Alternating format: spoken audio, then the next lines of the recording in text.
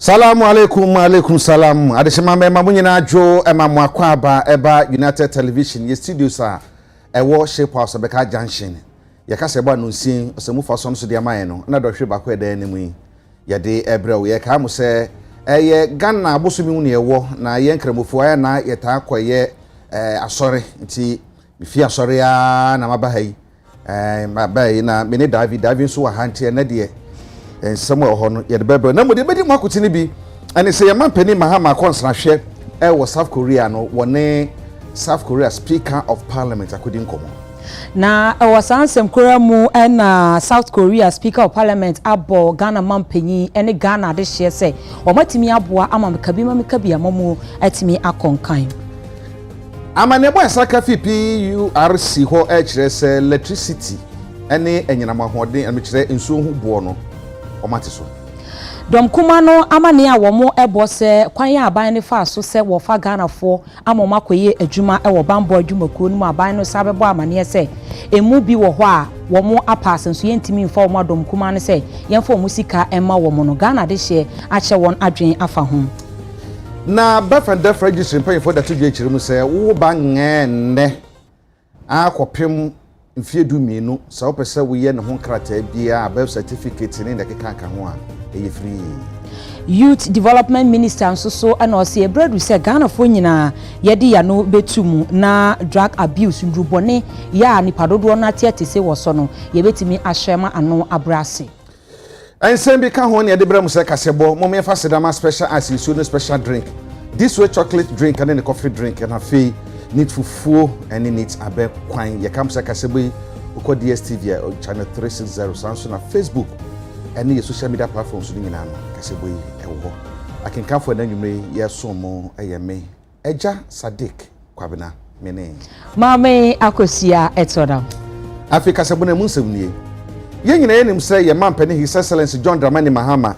ene na pamfo e wo South Korea mamu nefu enum ensrahwe na woko ye mampani ekwae no wakwa dwumadi ahodo bebre enra sushankasie bi a wo mo aye a edanedane wo yerani no mampani ekotwa homamu edanadi e wo ho na nnedai wone Speaker of Parliament e wo South Korea mamu no so no edi nkomo na wokoye no mpanyimfo do ho bebre na agina awa atu no mna sebedwani mechebedwam ho no piem oda oma no eye won shink opani eche sebusua bo eda Ghana ye ni South Korea ntamu no eche ahoden wom na fedie bi hye mu kinapa. Next year Ghana and Korea will celebrate 50 years of diplomatic relations, and I believe that our relations have been good and have been built on the foundation of our shared belief in democracy. We're proud of our democratic traditions, especially in a sub-region where democracy is backsliding. There have been several coups d'etats recently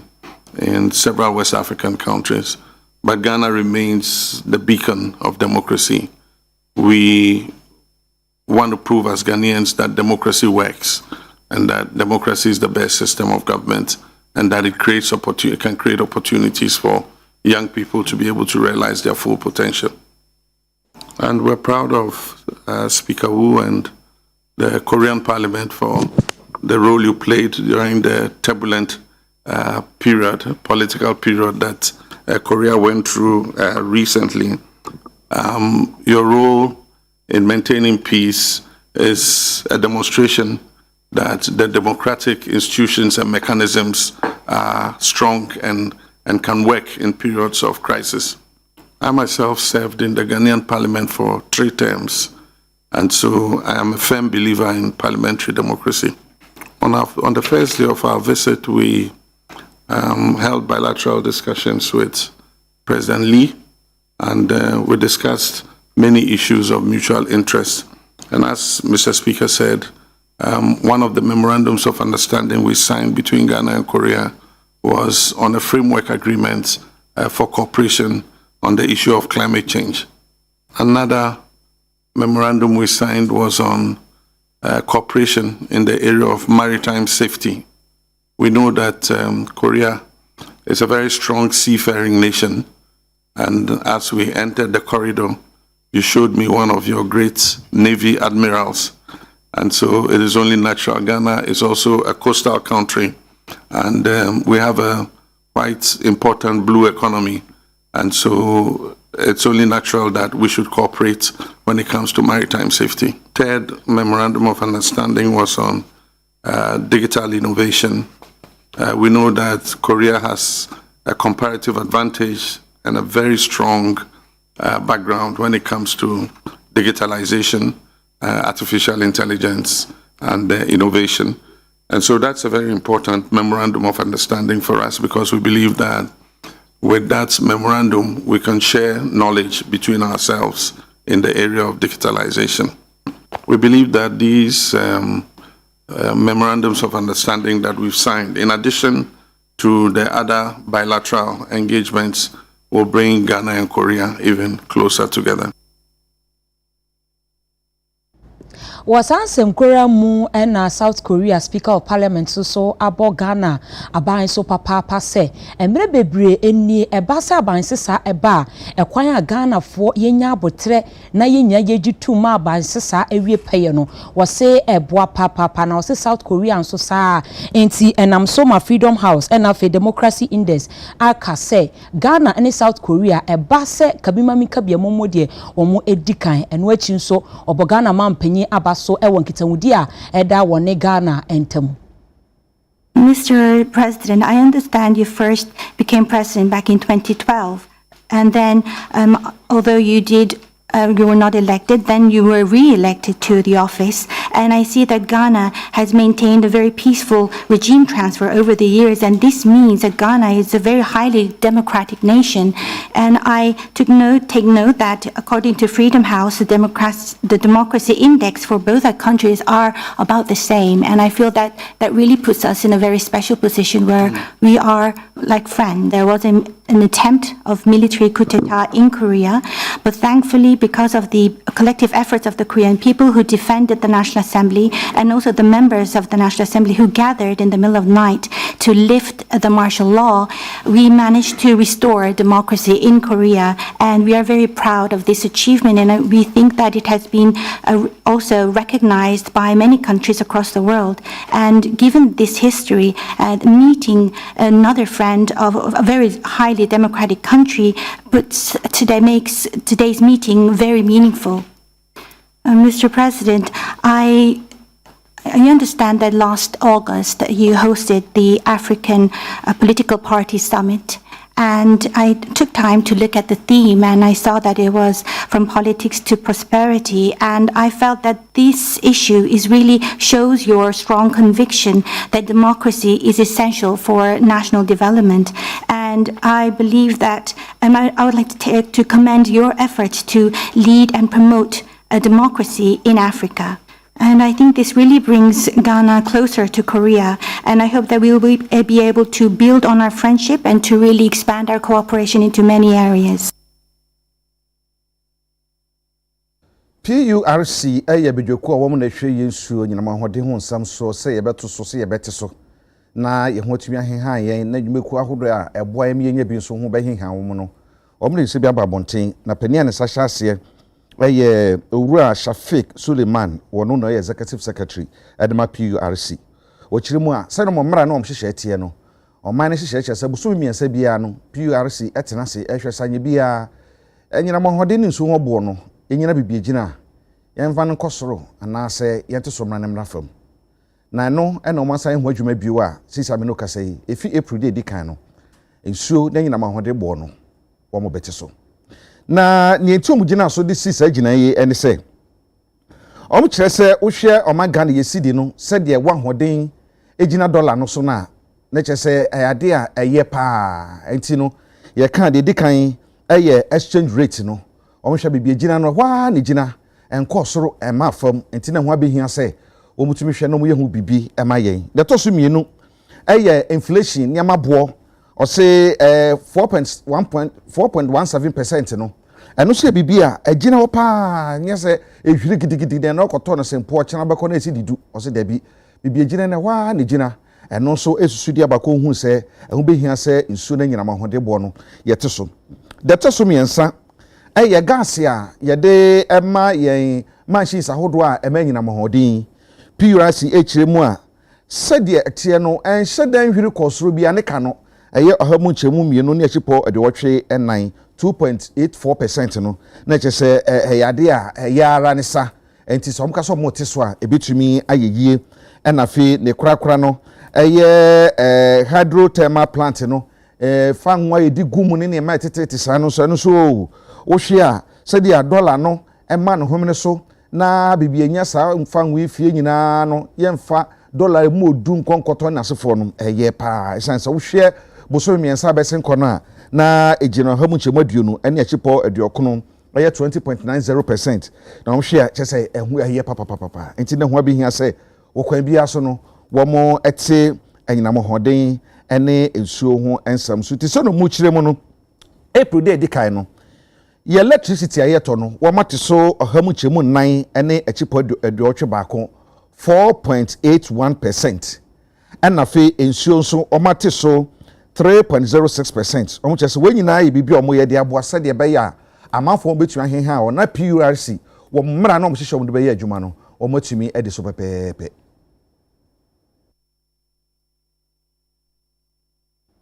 Enche bia ana Ghana mampanyi ene NDC aban yese omo ebefa mabunu adwumam ewe bambo adwumakuo no ne no ena aba beto dwa se emudodo no atimi apase nanso so ba bia yewɔ mprempren ade yentimi mfa omu nyina eno ne nam so madom kuma no yese ene ye ba ne sa no ana aban no ene Ghana fo enne ne yenti no womo a womo kɔtɔ womo forms ne nyina no aban emfa womo sika emma womo eno ne ekɔmɔnten so ene Ghana fo ne bi ekodi nkomo bisa womo se asɛm adom kuma ɛka no wɔn gye ne sɛnsɛn ɛna UTV kaseɛ ɛne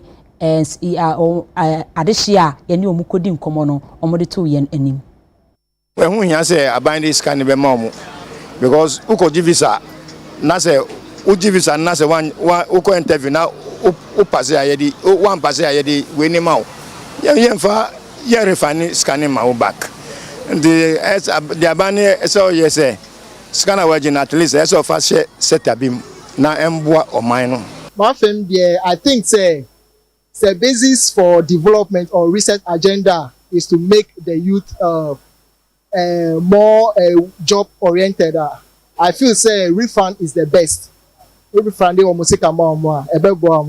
because when you look at the developed countries like UK, recruitment into the security service no omunjiska. And say our president or our father, President Mahama, in the intention is or resetting a country. I think the best is for those who have not been selected. No, refund them scam. I am for music from mom because on mine more edin pa on mine more edin. Say man can't be boa.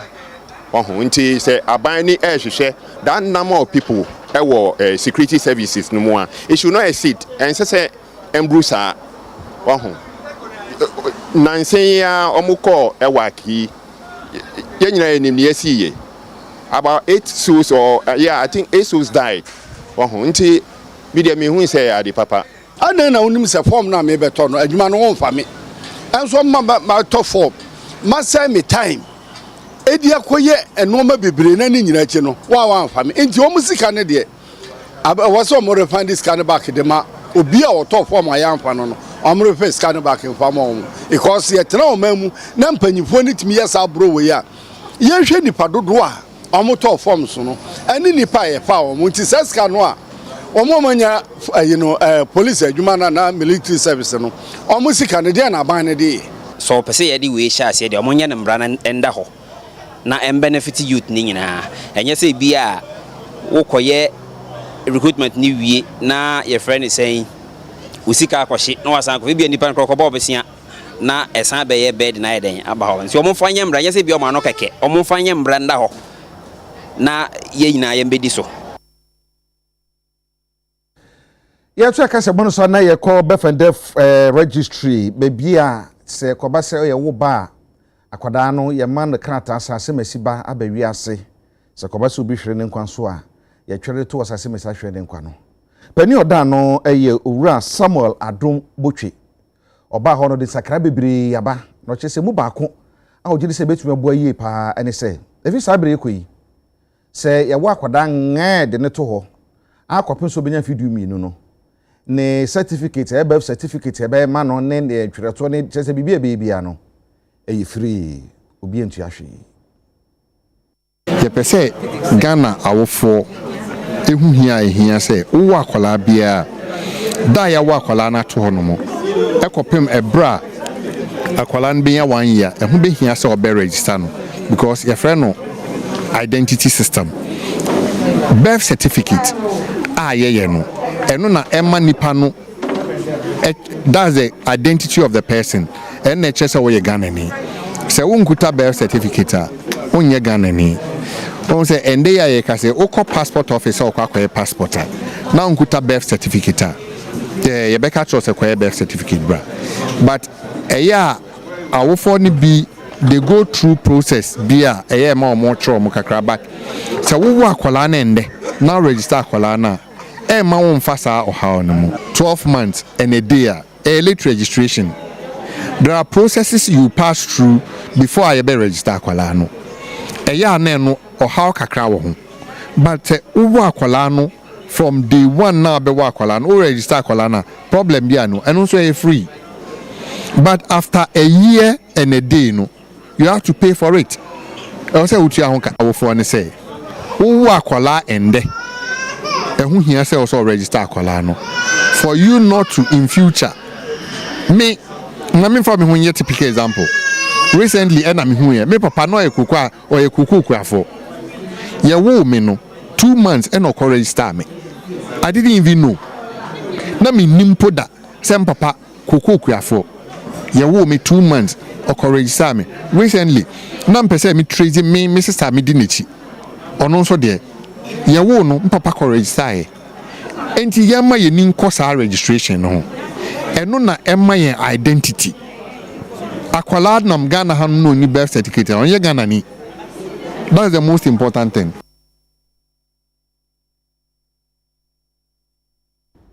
Transport Minister ene MTTD department no ahyia ne nyina ene sɛ wɔn de hyehyɛ egu akwamu a sisi ano sɛ woyɛ ɔhyenkani na boapayo pa sɛ red so na so betwam anase kwan so dwodwo wonni so a wɔn so wɔn de hyehyɛ begu akwamu ene ye woyɛ ya abɛfo kwan so na yɛtimi ahyew ne bra na meeting no ɛkɔ so no ne nam so ma chief superintendent Alexander Obin ekyire mu sɛ wenya ade obi begina baabi abɛstop system no a ɛbɛ so na so twin so a ɛwɔ ma wo no mfie mienu ɛbasa no a ɛbɛha adwen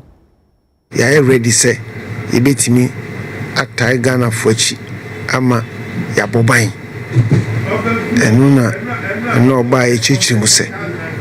you inspector general police atu anamon edikan semra ne nyama akra no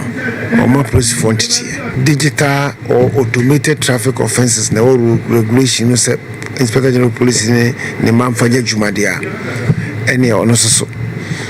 machines no wakototo ya cameras IBS scanners na so wakototo wie dia ene de ne de beye ene munu ye hu se e wo se enya back office e police for betra se camera no twamfoni na tomane wo mframam na ba ye computer so office wa mrane se yam prepare electronic notice of violation ye traffic ticket se obeko Ghana.gov platform no e what ticket ne so no mia so na wakotua asotwe sika awose utua isanse ebi akofa relative okombrikabro so na se one tua within 14 days na 15 days ni so pe ene every day the 1% surcharge of the fine become say we need online link no antimi activity and we use USSD code and no a star 222 hash they say enchamra free ba say un kra license fa enkaka enyam from so nemu dia wo be kai ne say one fan kra o license number no so we refia na eno na yɛwɛsɛ sɛ efiri na ɛkɔ wa driver license bia no ɛma wo refill license number no yɛasɔ ne ɛyɛ na hwe ama ticket mako over 120,000 tickets electronic notice of violation ya issue ama Ghanaians oma no mo kuku speed no amomo ya amfasika nka ho ne mo ne yase ya de bo nkokɔ do he na so when you huni with the over contest within 14 days obetima contest online the same ticket na so be mia ba ko online to contest we mia contest ne so now and you can contest and put your request for interview online. Time we budget license and say we committed the tosu insia within 2 years. Omi ani mraso. Udi umraso kama obi anche we nya bi ama ticket. Ko ticket bi ho dance account. Tie nya we pa. Police invisible eyes are watching you. Piao. Adishimamba UTV no nsia ka sebo na muhwe madama mma yekoje aboafo nkrato ye ba de aka no ye de beto so.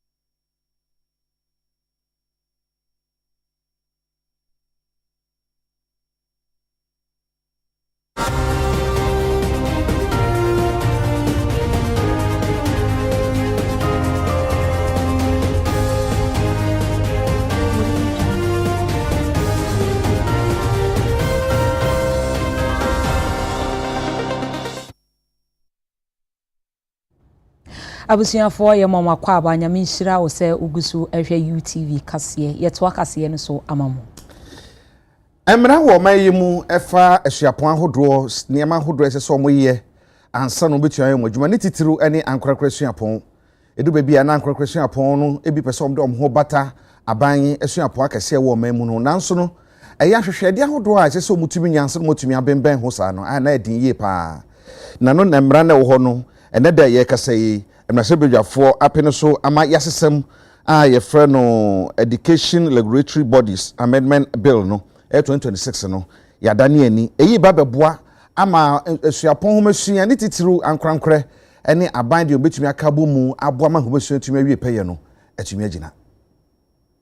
Mr. Speaker, forcing all these institutions to charter as it appears in the current GTED Act, Act 1023, may lead to the collapse of some 79 private institutions who do not have the capacity to stand on their own as affirmed by the Ghana Tertiary Education Commission. Mr. Speaker, that probably can even increase our current unemployment situation and become a disincentive for Ghanaians who want to contribute to the development of the country by investing in the provision of quality tertiary education at the private level. Mr. Speaker, let me assure this House that as the President observed in his State of the Nation address, the intent of this is to make charter optional in Ghana. So if an institution subject to mentoring thinks that they have satisfied the requirement and can bid on their own, they may request to be chartered, which will allow them to award their own degrees and diplomas and other related qualifications. Now, Speaker, from institutional and program accreditation undertaken by GTEC, academic audit is a significant part of what GTEC does, in addition to quality assurance layer, which was removed by GTEC. Mr. Speaker, we just didn't arrive at this. There was the Ansar Sari Committee report which made recommendations for us to decharter.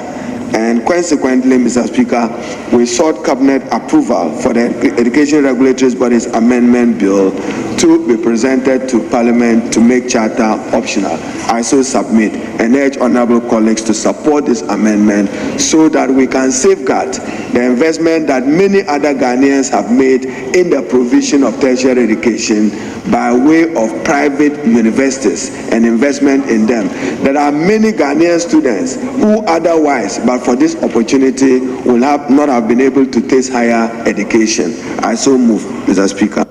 And Mr. Speaker, the committee realized that the Act 1023 has been 5 years, and we have learned some lessons. And in legislation, we want to legislate to improve on your system. And so we agreed to their request to charter as when and how they want. But also recognizing that we don't want to downplay quality and standards. And as such, the role of GTEC will still be enforced. There's nowhere in the world where we have mandatory charter. There's nowhere. In fact, in some institutions, they have what we call listed institutions. So the idea to revert to optional chartering is the best way to go. I wanted the opportunity to applaud the Education Committee, the Education Ministry headed by Honorable Haruna Adusu for taking the bold step to ensure that we give institutions the opportunity of flexibility and not also undermining quality. Honourable members, at the conclusion of the debate, the question is, as many as are in favor of the motion say aye. Aye. Those against say no. Honourable members, the ayes have it. The motion is adopted. Na Ghana Standard Authority ene asoya wo mo hwe edwadie ene fidinyuma ensem so ene fe wo mo German partners no ahia ne nyina ne se akade bi ebetimi aboa mo yetimi asidan yakwan ahodo a yeye no ye behwe se aniema no ye de ye no sisudua a ye de atoko no wo mo edi so na se de be ya ye de befa abefo kwan so na ye de asi ye dan titu eba construction no a ye befa kwan papa so na ye de aye ne no ene nam so dwumadie no ase no deputy deputy director ma Ghana Standard Authority Ora Samuel Abdullahi Eka say wɔn bɛhwɛ sɛ wɔn yɛ cement no ɛna afei nso wɔn yɛ adansie ne ho nneɛma no wɔn bɛyɛ no wɔ kwampa so ɛna afei nneɛma no boɔ no nso yɛ tɔn no kwampa so sɛ de bɛyɛ Ghana ni bia ɛho ɛnkyerɛ no. There is a change, a directional move now, where we're talking about circular economy, the use of reusable materials in developing things that we can use in the environment. And GSA is of concern here, where we talk about looking at things that ensures the safety of the people, sustainability, and develops trade. So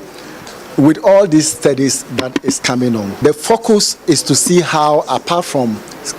clinker being the main material, we can develop other materials. Ghana Standards Authority, BAM, GIZ, and even KTU is doing a collaborative project where we're looking at other agricultural waste products like rice bran, granite husk, cassava peels,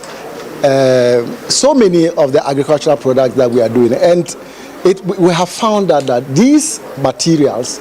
can also play a role in contributing to cement manufacturing. And it comes with sustainability, it comes with our culture, it comes to affordability. When you combine Clasan clay with limestone, you're able to reduce the input of a clinker up to 50%. So it tells you what is it. So we are here to support the research with the industry player, academia, scientists, and in development of standards, it is not just the sole responsibility of GSA. We use the expertise of everybody, including the beneficiaries of the program. So that's why programs, dialogues like this are very important, so that we buy into the input of every stakeholder, so that when we are developing the standard will meet the test of time. What we see is that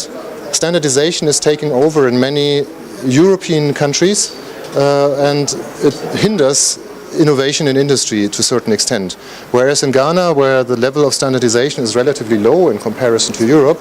we see that there are a lot of degrees of freedom to innovate the market without repeating the mistakes of the past. And this is a great input for us in Europe to see how we can get standardization less bureaucratic, more efficient, and bring innovation into the market much faster. So it's a mutual learning process where we can learn from the degrees of freedom in the Ghanaian market and implement that into the European construction business for more innovation, more sustainable materials, and more circular economic construction material supply chains. Allied Health Professions Council mpanyinfoɔ ɛde nsɛm aba abɔnten na deɛ ɔmo ka ne sɛ fi saa bere kɔ no nsɔhwɛ ahodoɔ a asuafoɔ wɔ hɔ antetea bia hɔ no ɛyɛ nyinaa na nyade a wɔn bɛyɛ no paper so bio na wɔn de computer ne bɛyɛ amato ne computer based testing ɛyɛ CBT na panin a ɔda ahwɛ na no ɛyɛ Professor Shirazu Isahaku ekyerɛkyerɛ no wɔkyerɛ sɛ saa hyehyɛ ɔmo de bɛyɛ bɛboa yie paa ama asuafoɔ no ɛtwerɛ nsɔhwɛ na and kwai se paper so de no owie na wotwam ebia na wohwe wanhwe ne wotwam na paper no so ehonyan eno ebefiri ho afa no achi so amanfo eta twetwetwe omokon etu apɔ ekopi nkrofo nyina no ne nyina so ebekɔ afa beboa ma so hwe no bɛyɛ no eno ho bɛte fine na tumi aboa so ama no yie ene ne marking ne resource eba no abantem so. According to Act 857, the council have to ensure that we register professionals. And in registering the professionals, after the training, we have to conduct what we normally would call licensing exams. This is done across the world. Every profession, you must have that process done. So before last year, what we normally would do was to set questions and then print the questions on papers and then assemble students or candidates in a room, share the questions to them to answer. It came with so many challenges. And apart from the delayed in releasing the results, because we have now to come and mark it, come and tally the results, come and go through so many papers and so many challenges. We then decided that based on what we see, we are moving into digital world. So we're going to conduct that exam digitally. And fortunately, we got partners, KUST, that currently run that in the university. We engaged them and we realized that it was possible through their MasterCard Foundation. They have health arrangement. They also, number one, the computer-based exams is that questions are set and then uploaded into a computer system. It's not an internet-based computer system. It's intra. Intra means within the room. Almost every school, as we sit, practices this. There's evidence. All the schools, when they finish the certificate, in fact, the schools that were complaining, there's evidence that they have actually admitted almost everybody the certificate to do the diploma. So what we have done is not to end the certificate program. We don't intend to end it. And that must be clear to everybody. What we intend to do, which we are still going to discuss anyway, and we are discussing anyway, is that we will ensure that when you fill the certificates, we will encourage all of them to continue to do the diploma. Then when you fill the diploma, you then come and sit for the licensure exams. We believe that is much more effective, and especially when WAHO has given directive for that to be done across the West African Summit. And we believe our students, the schools who are already agreeing with us and have actually written to the council saying that this is what they think should happen, will listen to us and support us in this regard. Abiaze nananom atra nkonwa mahene da sobre kwebu ewusi a wotoso enson ene abiaze nananom atra nkonwa nyina ada 30th anniversary celebration edi na we nyina eye enema wo mo edi begu akwam no afahye ahoba afahye no wo mo atimi ahye mu kena afensuso na nabaaye no enema hodo a waye no wo mo ebebo eho daru ne no ena committee a wada planning a mo hwema anniversary na akoso say na nabaaye no wabo adwumantie wo say yetimi ka na obi ehu nwuma papa na oye Oye dasebre nana kwegbe usi na nda ya lanche anniversary ya magana funya wehu za nana nusote na banete na ye invite obia da August embra ye bedi ahoba kese no ono so yenda nana oye mbra nana so obedi ne 30th anniversary 30 years of his installment celebration and ye share wa ha na ya lanche ye hwe mayaye obama wana wofi abiaza wate baby man for fodo wonyina we be hiem wo abiaze ana wa be investment team azato afi afasha no yes team ye science technology engineering arts and mathematics nti I do all the science na technology na mathematics all the bokwanyim oye impuntu afem yehwe na hindia eye bibia ye nara ye niso yehwe sinya osi buniman se na osi enide odema ne dom odema ahemfo odema wona wa bem wona woni ye dwuma eso eni papa na obenu ka se oye role model ni pepi no hwe se na osi buniman na won so we ebu roman na dia ende wono no se oboma ye siesie insempi wo free mountain ye bese mbebu se won hwe eyi na won suade won ja enusuade hu bi na won die nara no bomo bone se wo bebe ho na enema atwi won fi wenusuade nso no won twi won so infuse oyo hini a odimpunto aba na nani 30th anniversary hu how beautiful, how colorful eninti ne twetwohuro efi omamu ne amanani nyina Italian ambassador numu nyina ewa ha ohini bia opeso odimpunto ko ne mamu no esese otuminya relationship linkages strategic partnership because ye de ahoho ene ye de chekire oman ye de ahoho one humanfo no kwa ntumi nye eti otumi se oye strategic leader said they were to me attract enkrofo a enfini krom na omu nyina yi sika erezi sika ede ba be ye mpuntu dwuma no saa na sese oman hini bia ede eye Gwasha baako a ye man pene otie adwaso sabre His Excellency John Dramani Mahama ede hye Ghana fo nyina ne se ya de a oman Ghana ye boka ye krankokọ kokọ funu ifiamano ne ba na ewubi hiase yankasa etumi ye nkokọ ne bi wa se ne be betumi aboa amesika bebrebe a ye de krankokọ no yetumi de ai bi foforo awo man no mu a opportunity se akokọ nketenketen program na ne dai amanfo ewo West Achim enwo epuye mantan mu ensaka nkokoma makomako empimudu na onunyanfo na saban awura Paulina Akabila ono no ya ban wura won potemo no ɛna wɔgye nkokɔma no ma ne tudwa kyerɛ mu sɛ ɛyɛ ade a ɛbɛboa yie paa. Municipal Chief Executive Officer Edema West Achim a Ewo Eastern Region Onimonyanfo Paulina Akabila ede ato ekuafo omoye nkokɔ ewo epoye mantemu animu se nyame adom ye de nkokɔ nketenkete no abra wo mo na botaye de bra wo mo eye se ombeboa na nkokɔ yen etimi edimu ye ewo man Ghana mu ni yegya se ye kwa akokra nkokɔ efri amanhodo so abepie mu oye man mu wosanso ede to omo animu se we eye akwanya obi abetimi afaso ede aboa ama na nyuma etimi etumpon eti was rese obi bia ne nsa aka nkokɔ nketenkete no ɔma n'ani nkuhu no ɔhwɛ sɛ mfasodie papa ebetimi efiri mu aba wɔde sansam nyina etudwa wɔ mra aban ede nkokɔ 1000 ɛma ne manfo a ɛwɔ West Achim a ɛwɔ epoye mantam sei ɛnɔde ne nsam etudwa yɛma mpani Dramani Mahama ede nkokɔ nketenkete policy ban na me adom ɔkan yɛ no wadi so bɔhya a ɔhyɛ no wadi so Lower West Achim anase West Achim municipality yɛnsa kan yɛ de 10,000 yes yɛnya 10,000 and it's in Kokono, send your woman,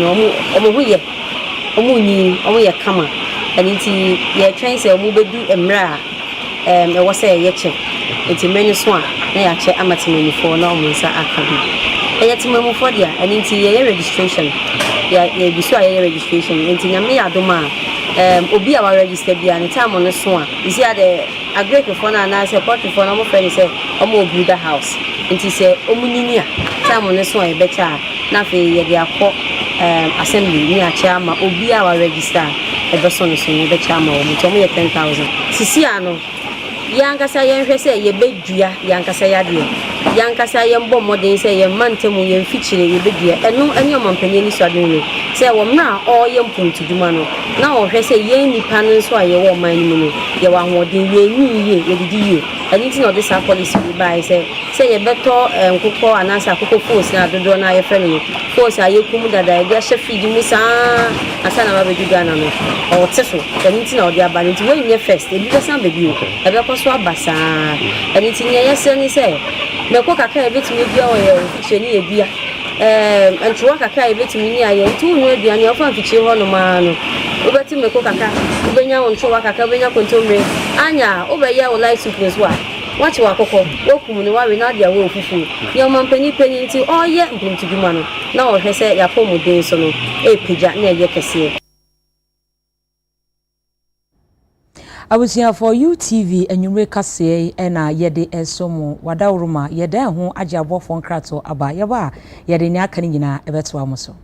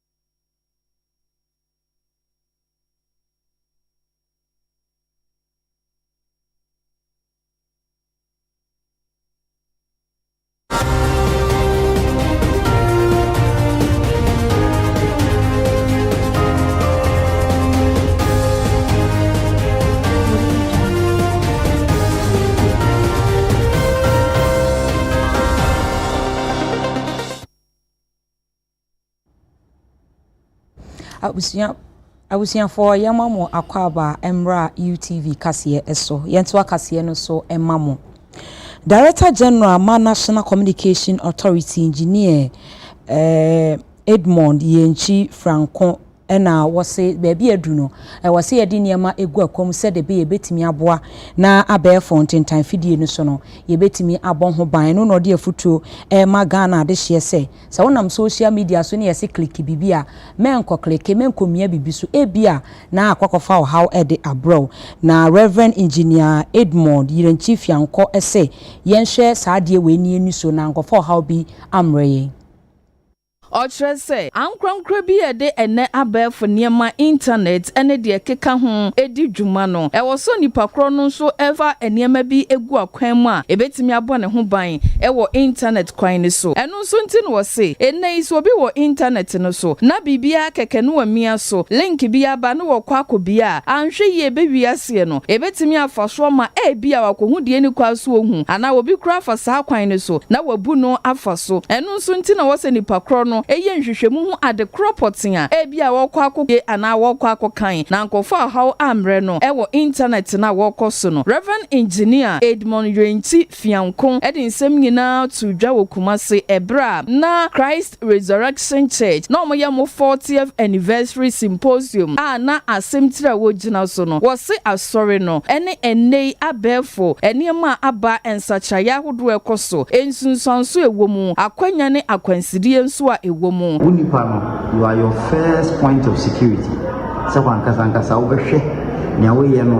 ansa na waye say we send a link ansa na we click no wa check say link no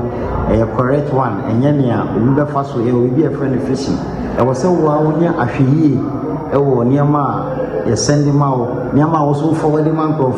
wa verify men forward mo bi pe o pin ana say OTP text message ya send niama wo so bo code ni ma me sanya mani nyina timi ebie wo ho kwan ema obitimi take you over o email take you over o bank account any sanya mani nyina. Director of Office of Grants and Research at Kwame Nkrumah University of Science and Technology KUST Professor Jerry Ponyo enso any UTV kasiebo etwetwe nkomodi sei na tuja eni se asori eyi ye hu efrimu e wo se asori any academia any industry any womu a womu ewo ehun fare by ni na eyi adwuma bom se ne ye be ya technology no ebetimi aboa wiaseman AI kroya abanu so enti enyuma pi na ebeba bebiebie na wo so si wo manyuma be free wo nsa no enye samom na etie na emom adwuma no ebe transition into another form enti adwuma no foforo ebeba na de wogo no enso yebe transition into a new form wa in alignment with AI. Azu ofi oye no kure yesi yakase yewo mewo anyese yewo na omanga ne atena ho ache dodo se ye niema ayo body de ache ye no ya mama no na afo abesisa de cause titi trupa any gold any ye titi sa Dama Go First Limited adwumako no wasi buroni age atwe de akwa na no na mabuna ewo subiri wasada aman chichiwire amwanda ene bompie so ene huni valley ede adesade to emrachebedwafo ene mpanyifo a ewo manim se ebra so se sa Dama Go First Limited no ye dane ede magana ni na ye Ghana fo de na de benye bia no sika nka Ghana he sanse eba se yama abrofo na ohianu mu ane betena na se Dama Ghana fo na nkasa ye a ebeboa mabunu benya adwuma ye sika so bebo manim ye hwe awaso aban je adwuma no beye 203 nimu ho firi China fo nsem edema 1 Mr. Ofolipanyini ye hwe the way a Mr. Ofolipanyini aye adwuma na wo awaso a eye nuso ekire se Ghana fo nso ye de adwuma ne mana ye na ebetuma ye den aye na after ye press conference wo daman oye last year no ena youth ni nyina catchment youth mpanyimfo ye omugina mensa ne mfa nsu ye nyina ye tena se na edwene ho ne hu se ye ba Ghana ha no ma oye EMP oye Ibrahim Mahama ne EMP oye mines adwuma no operations take almost 70% of adwuma no Ibrahim for the past 30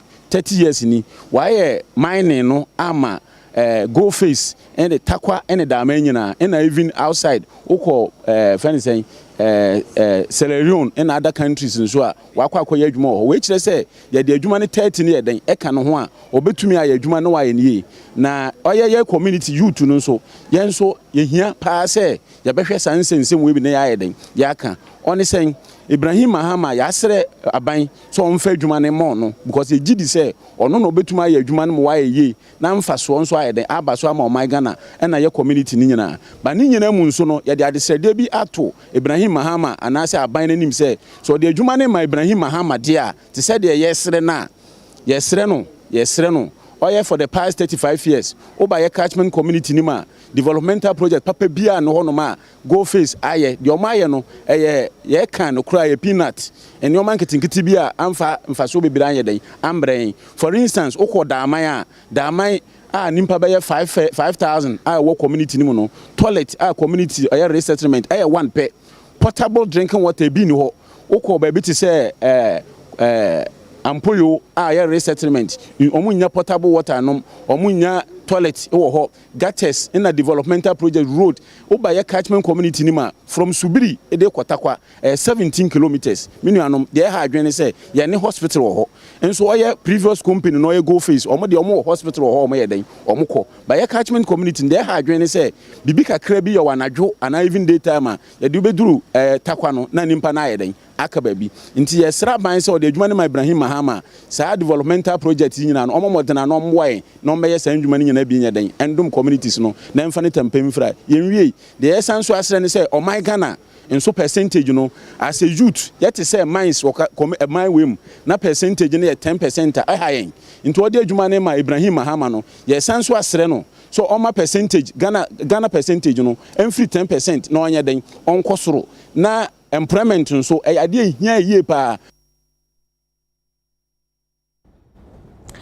Youth Development and Empowerment Minister Onmunyanfo George Opare Ado ena wase baby adu na wase nyina ye kabo mu na ndubone a atia tese no enso ebetimi atwa na sansem we betu odwa ebra na yewura Samuel Frimpong edi adodo na edinim no eye medical ye na ambassador say womra na womebode ro se de be adubone a atia tese wo man we mu no eto betwa eno no Onmunyanfo yi edi sa futu etudwa se nyina yenhwe ne yefo yenuntum se da bia dubone yebetimi abre ano ase. Let's not be judgmental of anybody. Anybody who decides to work with us, anybody who decides that he wants to add his voice to this call, the Ministry for Youth Development and the National Youth Authority are more than willing to work with you. Instead of using our social media handles to criticize one another, let us use our social media handles to advocate for an eradication of this menace that is destroying our society. The menace that this poses to us is even more dangerous than what Galamsey is doing to us. Because the most important asset of every nation is its human resource. And that is what is under attack with this issue of bread. So we are calling on corporate Ghana to support us. We are calling on individuals to support us. We are calling on the Christian Council and all clergy, the national chief, everybody to join in this crusade so that we are able to fight this menace. I encourage Medical and his team to do the same with their advocacy. And I call on other well-meaning musicians and artists in Ghana. The content of your music must be positive. Let's not use our content to promote substance abuse. Let's not use our content to promote the use of drugs. Rather, you can be cool without using drugs. And that is what we must advocate for. Over the past period of time, I always tell my people that what can I do to help the society? What can I do with my brand that will be so impactful that in the next 20 to 30 years, I can sit down in my bedroom and cross my legs and be like, okay, so this is the reason why there's a reduction of the usage of drugs and substances. Well, I want people to know, Ghanaians especially, to know that I'm not being paid for this. This is out of, my own self, my own mind, to do something to help society, to do something very impactful. So don't get the wrong message. I call upon all my colleagues to help me. I can't do this alone. So konkrase ni nkura hodo mu ade bakwa ha adwene yi pa ne se akyerɛkyerɛfo akyerɛdeɛ ɛwɔ saamia hodo no menya baabi de omti ato nti ya na amade kyerɛ na adesua no enko yie kra na baabi te sɛ abonsen ɛwɔ sahwiwi so empotemu na soafo anase na sɛ badwani wɔ hɔ ehunu sɛ ade a ɛha amanfo no pɛnti ɔno a kasa na botum sika ɛna wode asi dankora makomako nwɔtwe ɛde ama akyerɛkyerɛfo a ɛwɔ abonsen said the bear on between atena ho no between chen kwadana de na bra no on UTV e kasa no kire mu se wo baby aka ho na bo ma ho masua tumi agina nananom ena kyerɛkyerɛfo ibi ene yedi nkomo teacher for your challenges can see a face power higher accommodation teacher for any bar and number accommodation munyanti stay for long do beba bia no operate transfer do beba bia no operate transfer gente no operate transfer so nya ba bi odini ti be den ebeto sai amani yede to kofi animu kofi wanjaye abaye mwa abaye ya pisa wo hawo ni amani ewe mu yes no let it transform no difficult from the mpa ko mo nche onle ni se de danity a no musanko by the kofi asese se nya danje mi gidi se omo beti na yefe you say teacher for the bar quarters ninti omunya baby na no masako nti ene dey sabonsiman yesi ho esi na se ye quarters no ma begwa ye wie dia ya ka se nyame nhira no the question ni wa ma ye ho adiri papa e say e kwa ho kire mu pa e dey asai be nse be nwotwe ni ade ya pemia ya hunu re nyame adon ya na bo afu kofi bente aba be yi ya afisa o hayi mu a ye kan se nyame nhira ne papa enam se wo masua ehia eyi na mi kofi minim mfasodi a manya ewo masua mu ntino atumi ho asi wo sadie bia metumi aye abra me ye mra se bedwani ede aboa wo masua wo mempeso aso ne de na ye ni akwanya na mi hunu se akyerɛkyerɛfo problem ha no sɛ wo munya baabi ade wo mututu a ebeboa ma yenkwala na wa no so mo masua akɔ anim ɛno nti na ma me de pinye yɛse kwanchan ade efe sika na de na so yɛ sika na de yɛ ade no me beduru ho no na enafo na so ene me beduru ha no ebure fi me bere nyina ebure fi yɛ ka mabɔ nyina esanse ade a mo hunu wɔ ha no I am a fair. Now, I say, crying, say, be a teacher for a teacher, be a teacher for a beda. A woman pays for us to handle. The Mahu will handle, and then if and they said, your crew man when you are J. Ever Honintino. Mamma, and no, I am a dad, can see a pa. I just say for no master. The idea Eja woman, minim, say a baby woman ye pa. Now, woman here soon to ye and my. Panini wayade yamani muni adwuma pa obi atumi bi sanke betumi aboa ma homasua atumi akona nim yede kase boni besi wa na mo se de yeti ya wo se ne yesresere pa ai ade bi da na me de kire na hu sanka yen sanka de asabeba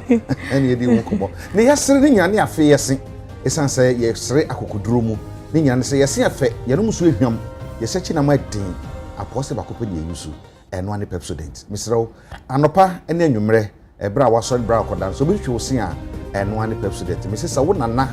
eba na bema aka ne se bakope ne twa ho mpo a twema ne nyefitan so da kwasama de wate ese de da no na se bia na no tumi anka tumi na se fe da wa abrewe akokre ese fe this chocolate drink and then the coffee drink special ice and I feel need to food it abakwa ni suye mu America se bode brem bidin ade eja Sadiq Muhammad eja kwabena mene mame akosia etonam se di ne mafani bebre do ye chiri ya na sa ya kramo erade ya do e de be san hie bio na mu nyina se mamo de hwie